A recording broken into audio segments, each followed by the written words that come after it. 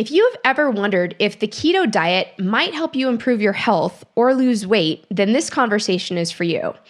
Today, we are going to give you some tips on how you can stand up straight, lose weight, and possibly even enjoy more bacon on your plate.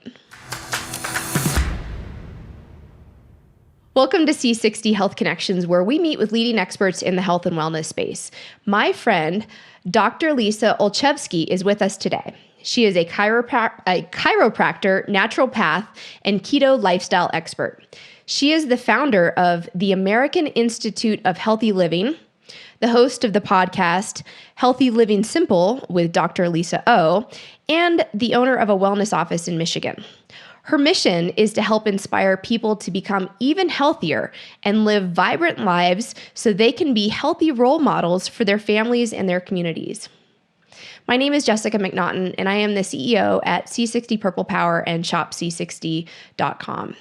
I'm a business executive with years of experience in corporate America, and for more than 20 years, I've been exploring various modalities in health, wellness, and spirituality.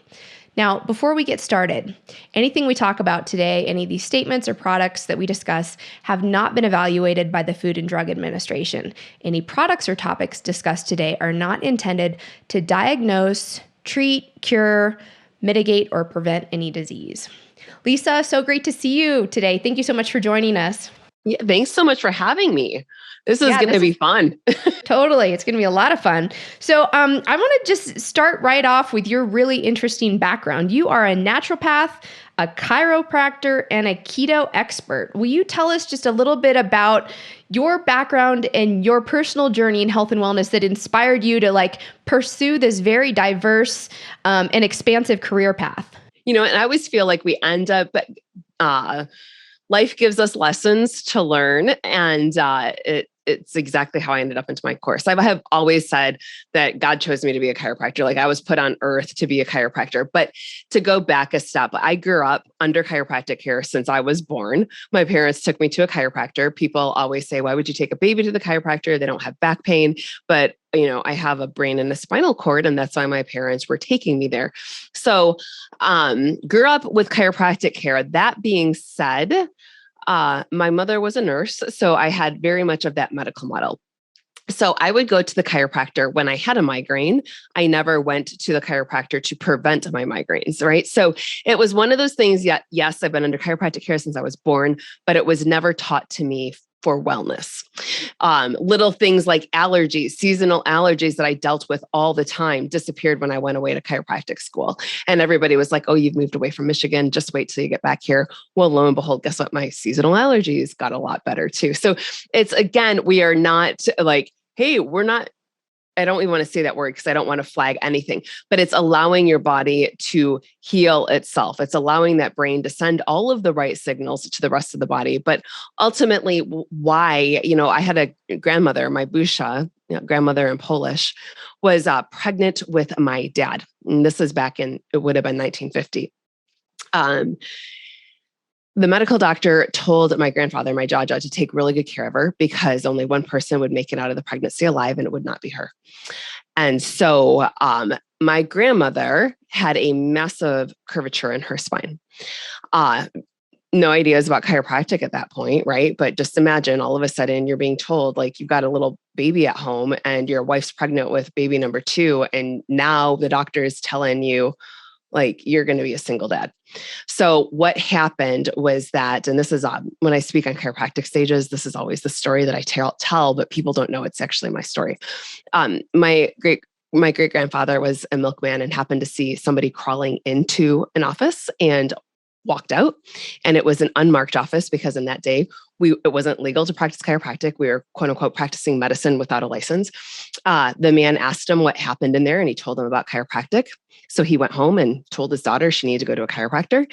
And lo and behold, my busha, my grandmother, lived to be 92. So not only did she have a wonderful baby boy who turned into my dad, right? She ended up living this healthy, vibrant life. And she was the one. that's why I ended up under chiropractic care as a child. That's why, when I would go to my Busha's house overnight, I would be fed probiotics and we would sit there and listen to Deepak Chopra and do yoga. I was a kid of the 80s and I just thought everybody's grandmother gave them probiotics and vitamins and vitamin E oil. My Jaja used that for everything. So that's really how I got into chiropractic. It was something that was always a part of my thing.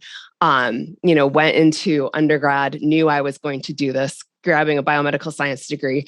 And I actually had an instructor, my advisor looked at me. I was studying in England and for a semester. And he said, okay, so when you're over there, he goes, you will never become a chiropractor under my watch. So while you're in England, I need you to do this whole thesis. You're going to tell me the difference between osteopathy and chiropractic. And when you come back here, you will be going to Michigan State to become a doctor of osteopathy.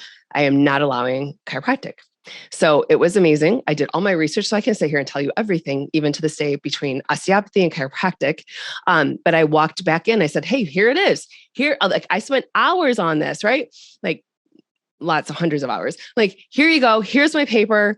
I'm going to become a chiropractor. And he looked at me and said, all right, find another advisor. So it was my junior year of college. Turned around, found another advisor, and somebody that really encouraged me. So I went off to chiropractic school then after that. And so I was in and out from the beginning to the end of grad school, like with 9 years. So it was nice versus, because I was in and out of undergrad, right? Straight up in 4 years. Like I didn't hang out there much longer. So that's how I got into chiropractic. Naturopathy was one of those things that I just decided to continue on into my studies. We did a wellness diplomate, I did a wellness diplomate. I did a pediatric diplomate, early on, because it was one of those things I love to learn. Now it's a whole different story. Like you put me I can't sit for an entire weekend way back then after being in school all the time. So did a wellness diplomate within chiropractic, which is how I practice now so much on nutrition and all of the stuff. Did pediatrics. And then I decided, I was like, let's jump into some naturopathy stuff. So got my naturopathic degree and or doctorate. And I even share this with my patients now. It's a holistic approach to healthcare. I remember sitting for my naturopathic board years ago, and the guy said, all right, everybody, tell me what you would do if you had a headache. And so all of these people are like, I would give them X, Y, and Z herb. I would do this herb. I would do that herb. I'd take this vitamin. So I just raised my hand and I said, hey, this is me looking at it. Again, chiropractic perspective. I want to check to see if there's a misalignment in the spine. It's more than likely if the bones are out of place, the nerves are going to send the wrong signals. They're going to end up with a headache. I also want to know lifestyle factors. How much are they drinking? How much water are they drinking? What other toxicity is going into their body? What type of diet, nutrition? What's the environment like? Let's look at all of this stuff. And I just kept checking, like, how often are they pooping? What about this? What about that? And literally the instructor stood up there and said, okay, all of you guys that answered X, Y, and Z, you are playing medical doctor with herbs. He's like, the only one that gave a true naturopathic answer was this one over here. And that was me, right? So I was like, let's look at it. Let's actually heal the body from the inside out. Let's stop the stupid Band-Aid approach that's going on in the world. So that's lots of info. Thank you. It's so fascinating to understand, everybody's unique journey and what brings them to this, this particular moment in time, and just understanding your passion about the work that you do is fascinating. So I love that you brought this up, that you were receiving chiropractic care as a baby. I know a lot of people just don't think about like the value and the importance of that. Recently had a conversation with a mutual friend of ours, Brian Stensler, and, he shared with me that, and I had never even thought about this. And so I think this is a really good thing for us to talk about, like the journey through the birth canal. While it's a short amount of travel distance, it's actually, it's very profound and intense. And, there's a great, benefit in children as they're growing to get adjustment. So can you just talk to us just at a very basic level about, like, for parents out there who are raising children, why they might want to look at, how their children's hips are and, how their knees are and all that kind of good stuff. Their shoulders, with all of it. Relation to the spine. Well, for sure, because most of us, we are misaligned from our birth process. And there was research that came out of the 80s in Germany that over 80% of newborns that went through the vaginal canal were misaligned. They had the top two bones out of place. Well, hey, your brain is right here. The top two bones, every single nerve from your brain has to pass through these two. So if that's affected, we're going to see issues. One of the common thing that I see in newborns or infants, when this top bone is off, it can cause irritation to the ear canal. So then fluid's not draining properly and the child ends up with an ear infection. But unfortunately, in our society, we just jab tubes in their ears instead, so let's look at some other ways. But it's not just that. Now, I'm in Ann Arbor, Michigan area. People literally plan their babies' birth dates based off of the horoscope here. So they're just going to go in for planned C-sections, right? So now, people are like, oh, that was so much easier than a vaginal delivery. No, it's not. Like, we're now pulling, if you have ever witnessed that, they're pulling whatever they can to get that baby out. So whether it's grabbing an arm or whatever it is. I remember one of my friends that ended up going into an emergency C. Right. So again, they've been laboring for a while. That's a lot of trauma on this. And now they're going into an emergency C-section. So you've got a contracting uterus at that point. So there's a multi-layer. So if you're sitting there saying, oh, I've had all my kids cesarean, I don't need to do this for them. Actually, you really need to, or intervention or that type of things that are being implemented in our birthing process now. So then we fall and we learn to walk, and then we ride bikes and we jump out of trees and we fall off of horses. We do all this stuff. Bones go out of place. What happens is the body says, hey, this area is not necessarily stable, right? So it's going to start setting down little teeny tiny bits of extra bone, which fast forward when we're 30, 40, 50 years old is arthritis. So that's how I love to see the people that have been under chiropractic care. And I had this my first year in practice, and it was perfect for me as that new doctor. I had a lady that was like 80 or 90 years old, looked at her x-rays, and it was this beautiful curve of what I wanted to see on most of my patients that I wasn't seeing. And I looked at her and I said, you said you've been under chiropractic care. Like how long have you been under chiropractic care? Because your neck looks amazing for this age, like very little arthritis, very little spurring, degenerative disc disease, whatever you want to call it. It's all the same thing. She looked at me. She's like, oh, I've been under care since like 1940. I was like, well, obviously this stuff works, right? So it's very much, I want people to think of chiropractic like dentistry. So if you start taking care of your teeth early on, the likelihood that you'll still have your teeth at 60 and 70 and 80 years old is pretty good, but if we don't do that, like imagine walking into the dentist at 30 or 40 years old, there would be so much like catch up that you have to do. We got so much extra tartar buildup. We've got to fill cavities. We might even have to pull teeth, do root canals, whatever it is. That's why I love prevention with these children, because that way, plus, my God, we know how long has the iPhone been around? Like 10, 12 years. The common thing that I see, like if you go and just feel to the bottom, like back part of your lower part of your neck, like upper back, there's a little bump there. I now see that on like everybody. These are the nerves here that go to your thyroid. They also go into our hands, our shoulder, elbows. Most people have that little bump, and that's coming from the cell phone, right? So we don't necessarily want that there. We see people coming forward. This is that text neck or tech neck, whatever you want to call it. The phone zombie posture. Is that what it is? The worst thing, Jess, what I'm seeing now, because moms will bring them in 13. This is prior to even the last 2 years of what we've gone through with the pandemic.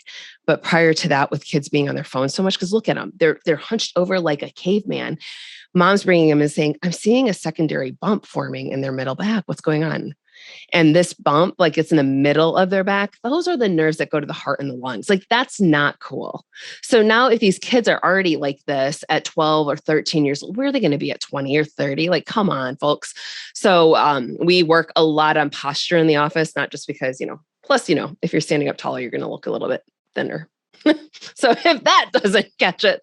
So we do a lot of curve restoration in the practice. And I always equate it to like orthodontics, because people understand, trying to get their teeth straight, or if they weren't taking care of their teeth early on, what happens. And it's the same thing here. So when people come in and just tell me, oh, I've got arthritis, so my mom had it, it would be like walking and saying, oh, I've got cavities, my mom had cavities. Like, no, it's how well did you take care of your teeth? Same thing here. How well have you taken care of your spine?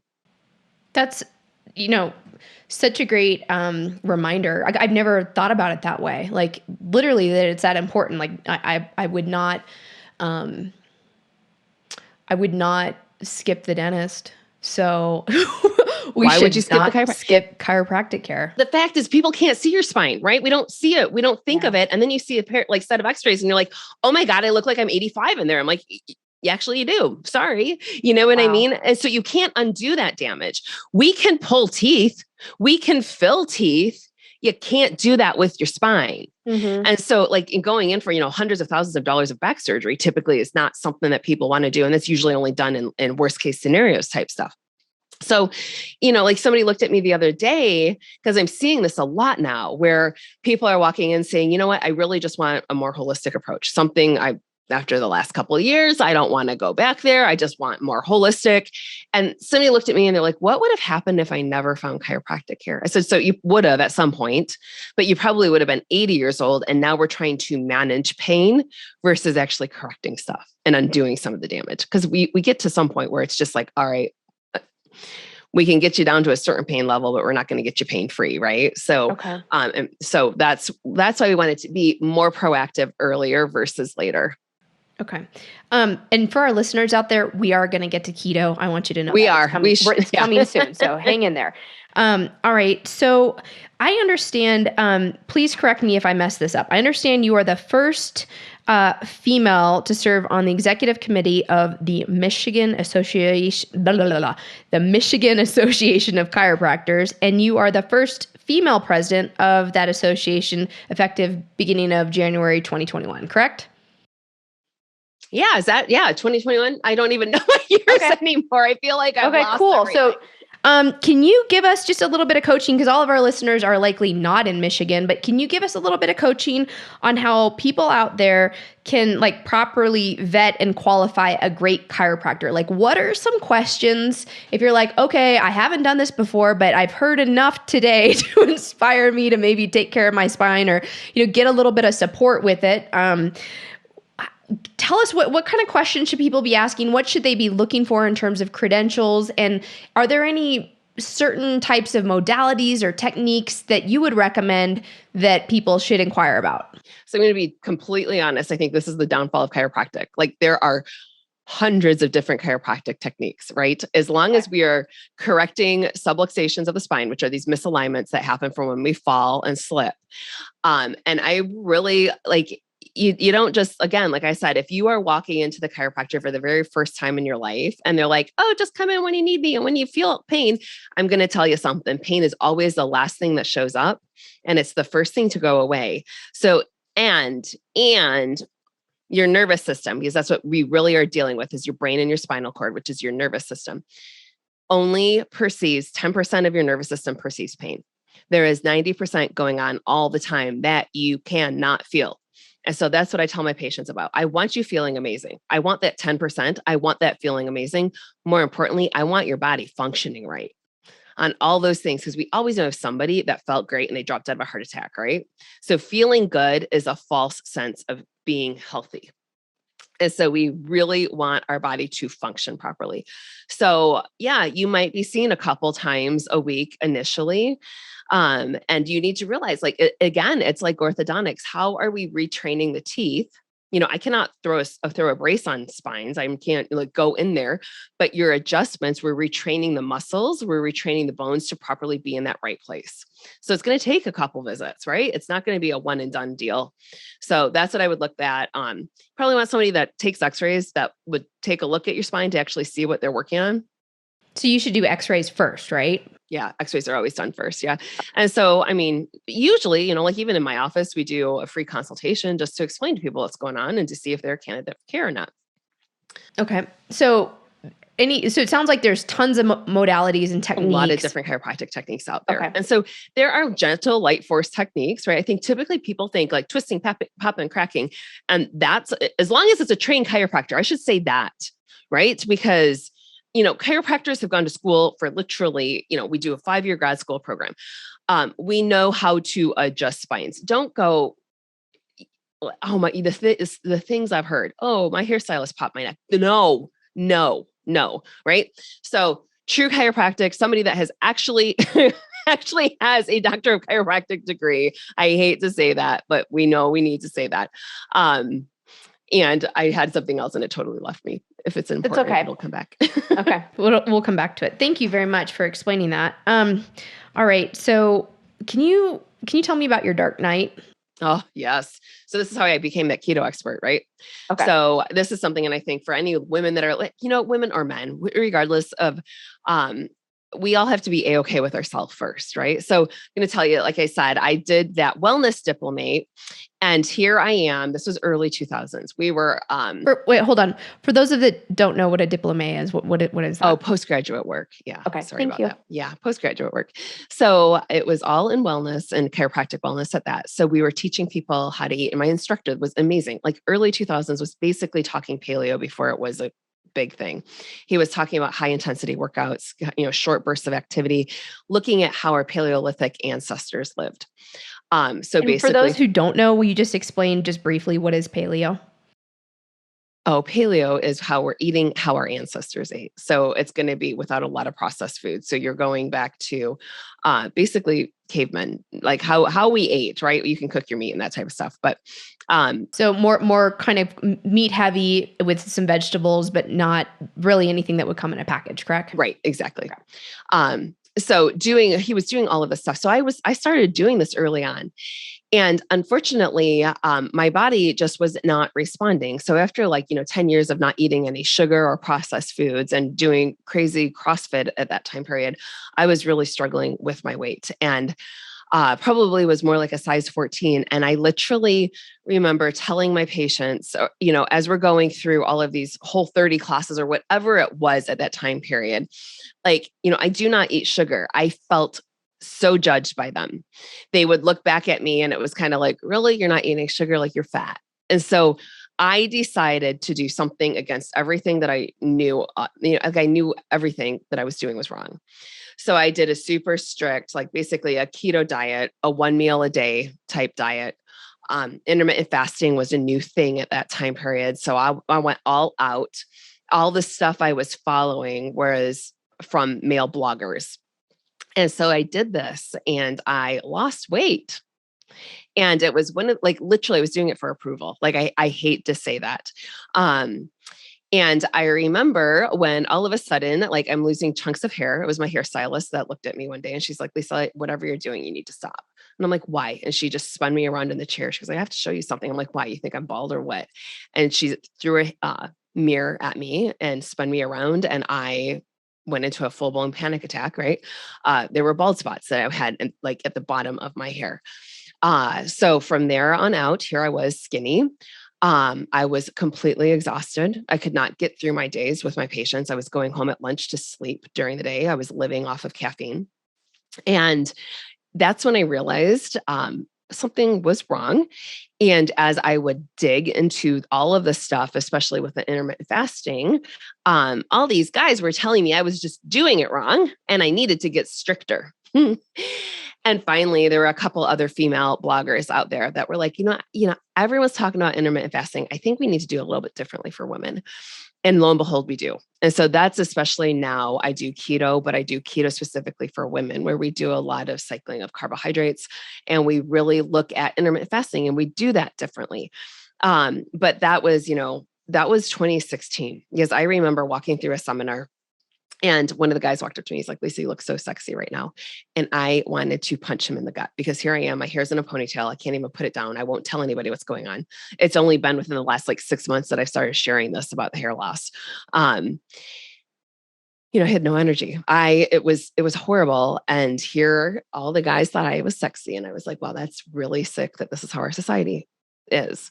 And so had I been A-okay with myself being at a size 14 beforehand, it would have been fine. And I've gotten to that point where, the only really person that matters in thoughts is me. And so it goes through, it was that dark night, literally, that's where it was. However, it brought me into doing keto correctly and doing keto, doing intermittent fasting correctly. And especially for women, because I don't ever want any woman to go through what I went through. And so yes, my hair has all come back. I don't have. You've got gorgeous hair. It's thick and beautiful.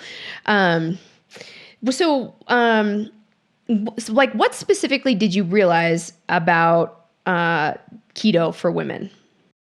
Oh, ladies, we cannot be in keto all the time. Okay, why? Why? Okay, yeah. So the guys can get away with it a little bit longer. I don't think anybody should be in ketosis all the time because, again, based off of my wellness stuff and going back to our Paleolithic ancestors, there were always feasting time periods and famine time periods, but we were never in a feasting time period for a super long time, nor a famine time period forever, right? And so I want things cyclical. So the same thing with us as women, for cycling women, we know that we have a time period during the month where we are hungry, right? Right. And so we need to honor that. Like I'm a chiropractor to the core where I look at our innate intelligence. Your body is so intelligent, right? Like let's listen to what it's telling us. And so I will focus in on that time period to make sure that women can knock ourselves out of ketosis. Plus, keto, it's amazing for fat loss. We know like this is exactly why we go into ketosis. And if you don't know what ketosis is, this is when we're limiting our carbohydrates because our body can burn sugar for fuel or we can burn fat for fuel. And typically in modern day America, we are only burning sugar for fuel because our diets are so carb heavy or sugar heavy. And if you think like I've had patients say, I don't eat sugar. And I'm like, well, pastas and grains and, pies and all that stuff break down to sugar. So when I say sugar, it doesn't mean you're sitting at the table just spooning in sugar. So just to clarify on that one. And so what happens is our body just says, hey, yeah, we've got this secondary way of burning fat for fuel, but they provided me so many carbohydrates, we're A-okay. So in keto, that's when we decrease our carbohydrates and we tell our body, hey, let's tap into our fat. Let's start burning fat for fuel. A great side effect, we lose our fat. Like we start burning fat loss, or we start burning fat. So you're seeing your weight decrease, which is why, keto is pretty known for that.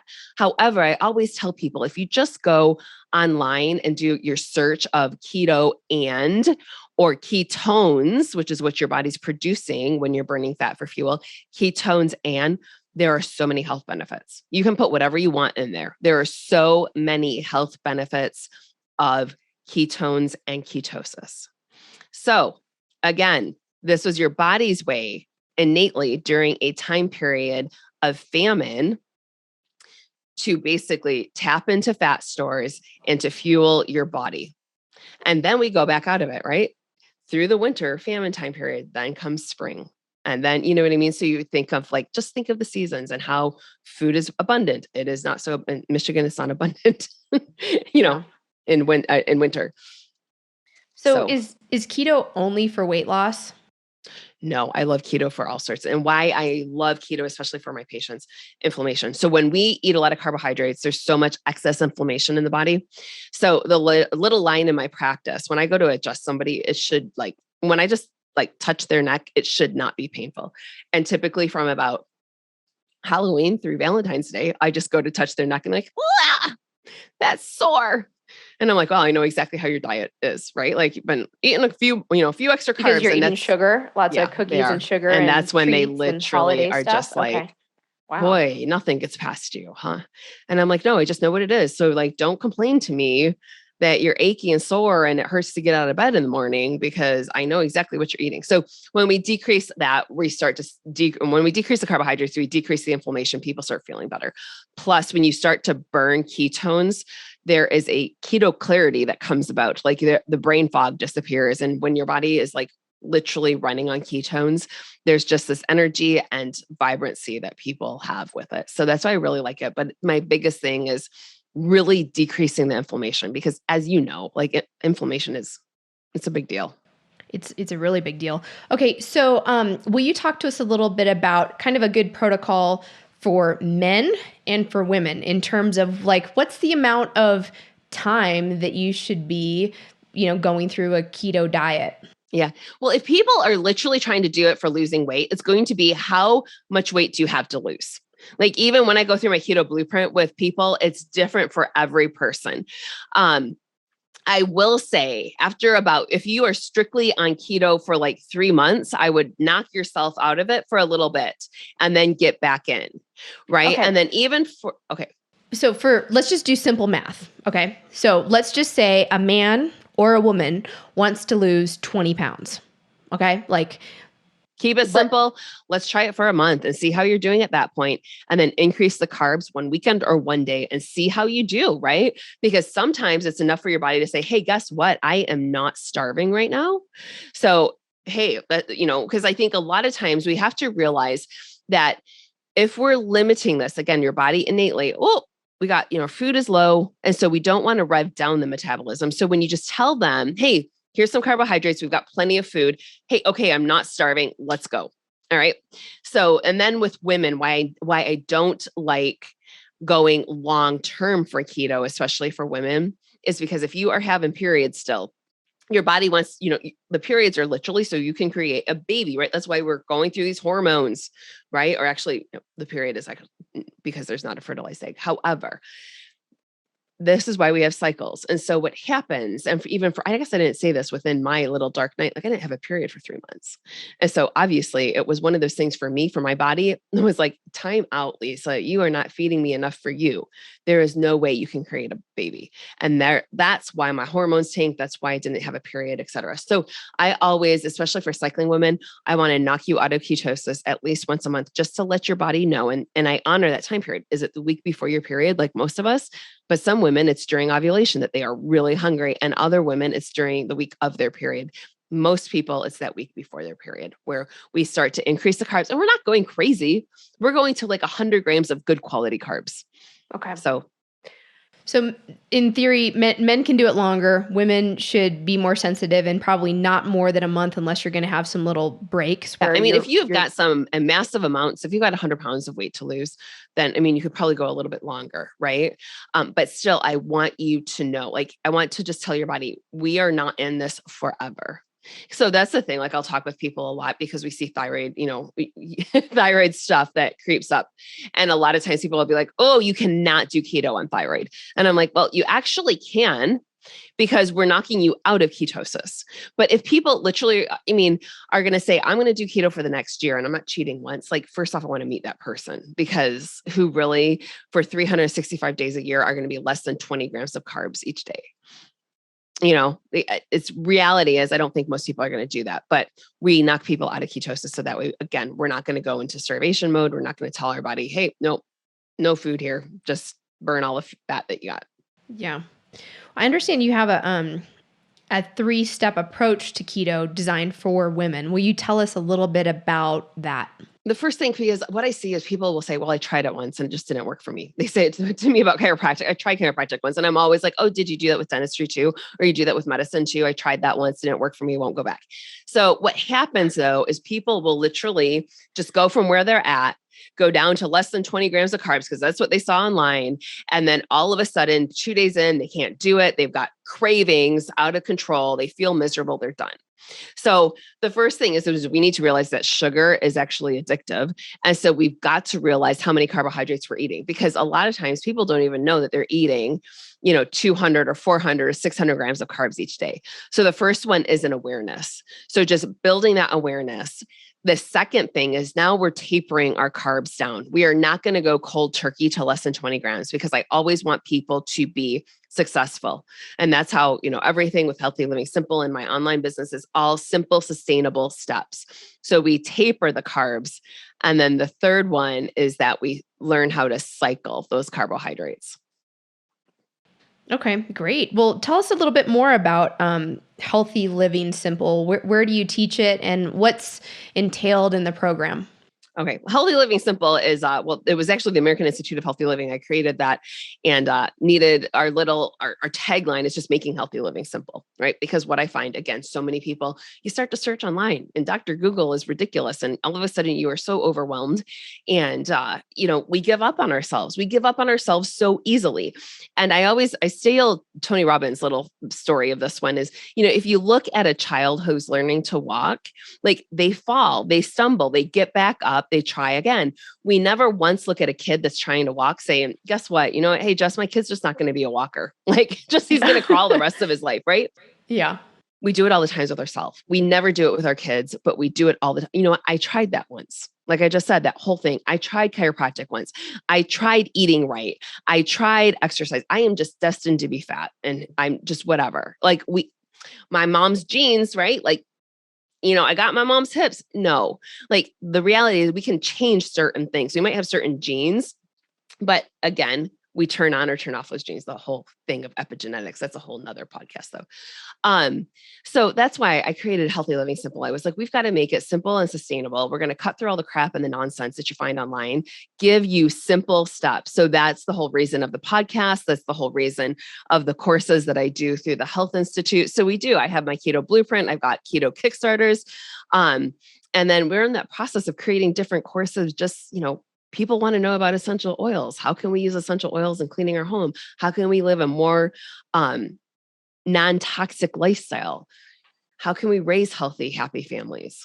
So, so many people are questioning so much right now.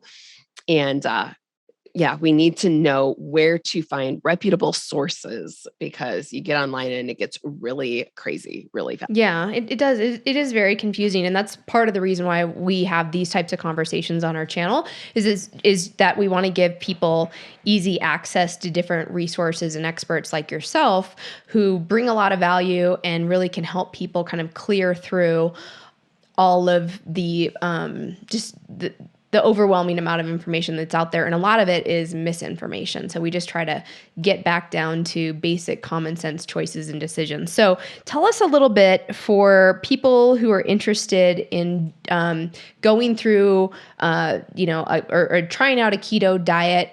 Who's a great candidate for some of the programs that you offer, and where can people find those programs? Yeah, to be honest, like we really work in with our women, but our women, if you're going through the program with us, your guy can come along too, right? Like, okay, so it's supportive for couples. Yeah, for sure. Okay. Absolutely. And so really we're talking clean eating. So a lot of times people will think, oh, keto, I don't want to do that. Okay, well, guess what? In order to lose fat, I was having this conversation with somebody, one of our mutual friends the other day, and they've got this to get people burning fat. And I was like, but burning fat is ketosis, right? Like if you want to burn fat, if you want, like we all want to burn fat, if you want to lose weight, you don't want to lose muscle weight. You want to lose the fat, right? So we still, even to get into a fat burning state, you've got to get into ketosis. So we can call it clean eating. We can call it paleo. We can call it whatever. But what we're going to do is we're going to transition you out of that typical American diet or Canadian, wherever you're at, and transition you to better choices. And then with that, we're going to help people get down their carbohydrate counts. And so that way they make it into a lifestyle, right? The biggest thing is I don't want to call it a diet. I don't want to tell them you're only going to do this for 28 days and then, go back. Like we want you to create like this healthy, vibrant version of you to keep it that way. And we give you all those sustainable steps on how to, like, even at the end of my keto blueprint course, we do a healthy cocktail hour, right? So it's how can you still go out and enjoy life and still make really good decisions? So it's more about helping people shift their mindset and their lifestyle. So it's more of a sustainable way of living. So the candidate, like if you're exhausted, if you can't get through your days right now and maybe you've got some gut issues and maybe you do have some weight to lose and overall, like if it hurts to get out of bed and your feet feel like, 2 bricks when you're walking first thing in the morning and you just ache, yeah, you'd be a great candidate. Can you eat bacon on the keto diet? Of course you can eat bacon. Yes. There's better qualities bacon, but yes. Okay, bacon without sugar, right? Right, without the nitrates and everything Got else. it. Yeah, no. Hey, I want to, will you let people know, we'll pop up all of these links here, and we're also going to put them in our show notes, but where's the best way that people can find you? Where should they go? drlisa.o.com. And actually there's a whole blueprint guide over there, like a guide and a checklist on keto. If you really want to learn some more info, you can grab that over there. I do have a little 3-day Kickstarter that they can always check it out too, just to be like, oh, I just want to, put my toes in the water here. And then I do a 4-week coaching program with people too, specifically on keto, but everything is over there at drlisao.com. Okay, so I think that the Kickstarter that you're referencing, is that $37? Yep, that is. Okay. And that's drlisao.com/keto Kickstarter, right? Yes. Okay, cool.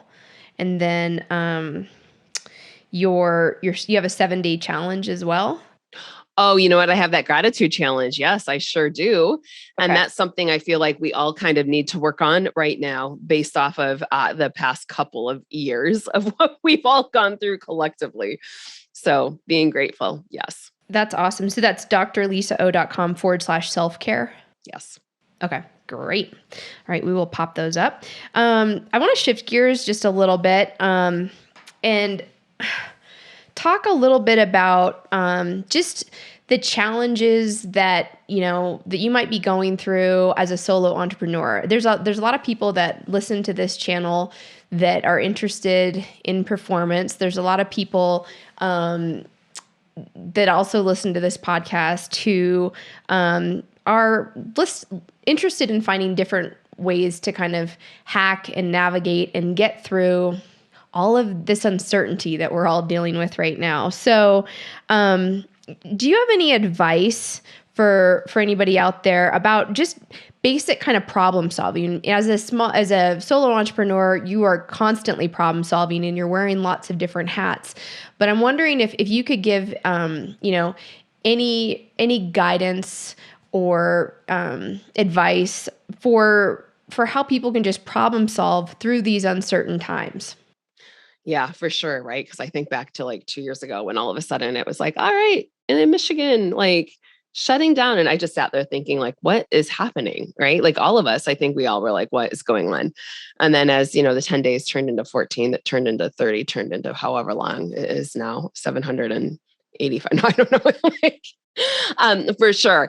What I have learned, because I'll tell you, 2 years ago, wow, I was not a happy person because I started really freaking out on all sorts of stuff, trying to figure out how I was going to keep a brick and mortar when they're, again, as a small business owner, anybody that's out there, like, like your overhead isn't like, oh, it's like $10. No, like we're talking tens of thousands of dollars of overhead every month. And you're trying to figure out when all of a sudden things are cut down. So I finally got into that point where realizing that me being very fear-based at that, because again, it was like, holy, like, again, I don't even want to go back there, but I could trust that all good wins in the end, or that something else would prevail. And I was like, you know what, if I'm uncertain on this, like I've got to really just be more positive and in more control of that. And I'm going to be honest with you. Over the course of the last couple of years, I think we've really, well, there is a dividing line. I can say that. Like we've got people that are masked and then we have people that are unmasked. Like it's just that, like, and we're wearing it literally on our face right now. So people can tell, like, hey, where are you? And I'm going to tell you, you got to find your people, and the people that support you, you support them. Right? Like that is exactly. And it was a conversation that I had with somebody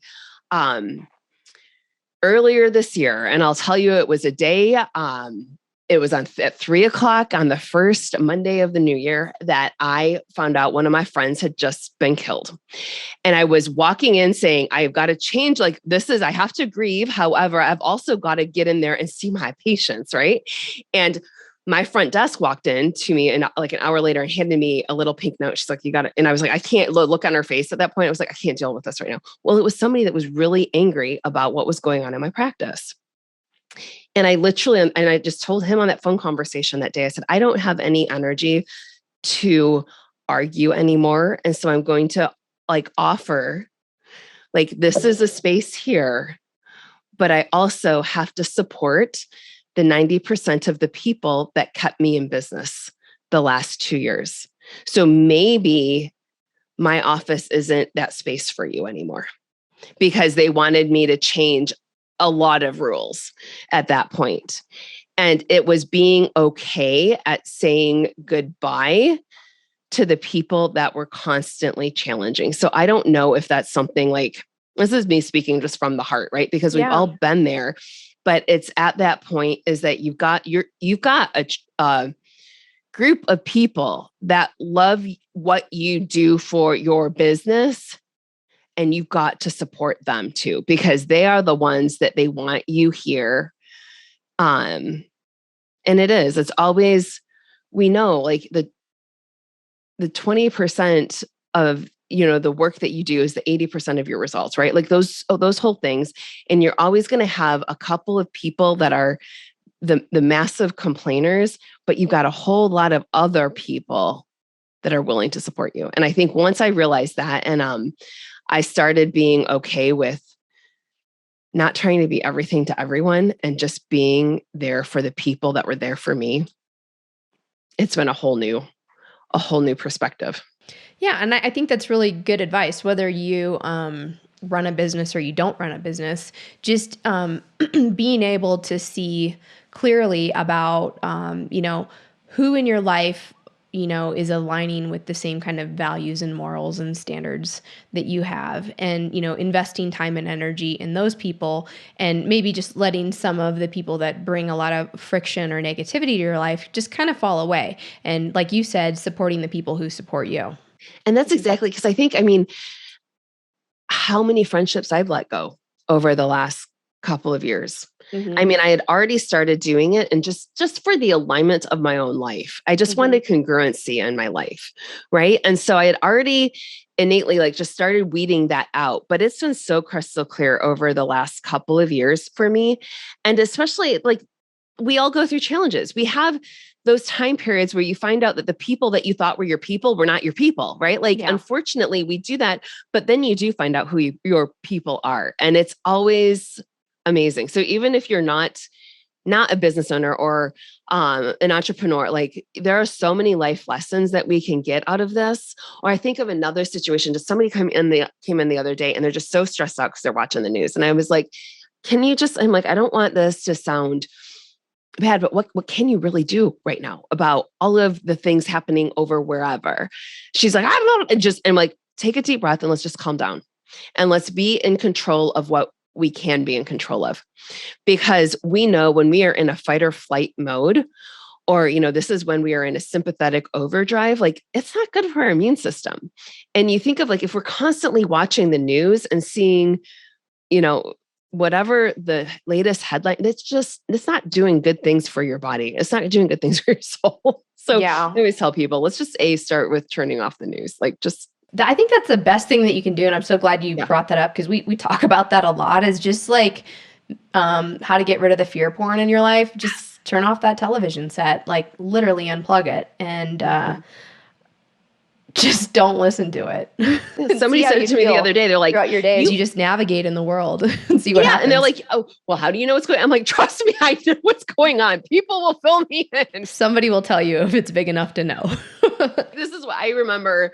Okay. And I haven't watched the news in years, I would say 20 years. And so I remember I was getting ready to do a trip to Tobago for a mission trip. This is, 2000. It was a long time, 2010-ish maybe. So it was so funny. I'm getting ready. I'm seeing all these patients before I'm going out onto an airplane that day. And I had somebody, they're like, where are you going? I'm like, Tobago. Oh boy, I hope there's not a tsunami. And I was like, that's a really random comment. Why would somebody say that? Right. So then the next person, where are you going? I'm like, going to Tobago. Oh, I hope there's not a tsunami. And I'm like, I'm sorry, you're the second person to say that. What's happened? Oh, there was this massive tsunami in Japan. And then so that was whatever year that I had no idea what was going on. Right. And so I was just, you figure out what's happening in the world. I know, but did you go on the trip? Yeah, I did. Tobago's on the other side of the world. That's funny. That's really funny. Yeah, I totally would. Hey, so this has been such a fun conversation. Since, you've got this program where you teach, self-care, and you've mentioned gratitude, will you just share with us a little bit about your perspective around the importance of gratitude and just kind of a daily gratitude practice to support your overall health and wellness? This is what I think everybody needs to do, right? And, we talk about gratitude journaling. And so people are like, that's so much work to write down stuff. Okay, well, you know what I want you to do then? Just think of 3 things that you're grateful for before you go to bed. If that's all you can do, 3 things. What was good today? I'm grateful for the house over my head, the roof over my head. I am grateful for this bed, and I am grateful for the water and the clean water I was able to drink today. You know what I mean? Whatever it is, because that way your subconscious mind is working all night long.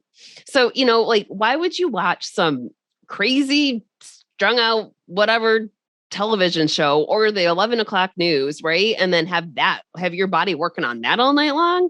No. So, and I like to start my mornings that way too, right? I just saw a meme where it says, find something to start your mornings without your cell phone. And it's like, I love it because that's my first thing I do. I wake up, I take my Aura ring off, I go over and I just set it down so it will sync with my phone, but I'm not going and scrolling through stuff. Like it's there, I go off and I just like literally have my morning without ever looking at social media or things like that. And you just have to be able to be grounding yourself, be grateful for what is. That's, I think, my biggest thing. I had to be grateful for what is versus what was and what all the BS that was being thrown at me for, 2 years as an entrepreneur talking about that and how to, you know what I mean? So being grateful for those here and there and here and now, I should say, not here and there, those here and there people, let them go. That's great. Well, do you have any parting words of wisdom? I know I want to be sensitive about the time that we've got with you today. Do you have any parting words of wisdom for women or men if they're struggling with weight loss and they're feeling like they're not making the progress that they really want to make? Any thoughts on keto or just even your own journey that could be supportive to our audience? Yeah, you totally got this. Like your body is so innately intelligent. It knows exactly what to do. And it's also like a perfect representation of the stuff that we've always given it, right? So maybe like, even if we've been doing really good for so long, it sometimes just everything takes time, right? There is no process that does not, that's a BJ Palmer quote from Chiropractic. There is no process that does not require time. So be A-okay with who you are right now and on this journey, because there are ups and downs, right? And we all will get there, but you've got to be able to be making yourself a priority. That's great. And it's also wonderful to be alive here right now. So even life, even if you look at yourself and you don't love every single aspect, you are a work in progress, and it's a blessing and a gift to be alive today. So yeah. I love that you reminded us, about gratitude and the importance of it, and, just the importance of how to set the stage for a day where we can really be clued in to what we're grateful for, and the refreshing reminder to do that the same at nighttime before we go to bed and unplug the fear porn. So Thank you so much, Lisa. It was great to see you. We look forward to connecting with you soon, and we will share all of your links. If anyone's interested in Dr. Lisa's keto program, check out the show notes, and we'll see you next time. Thank you.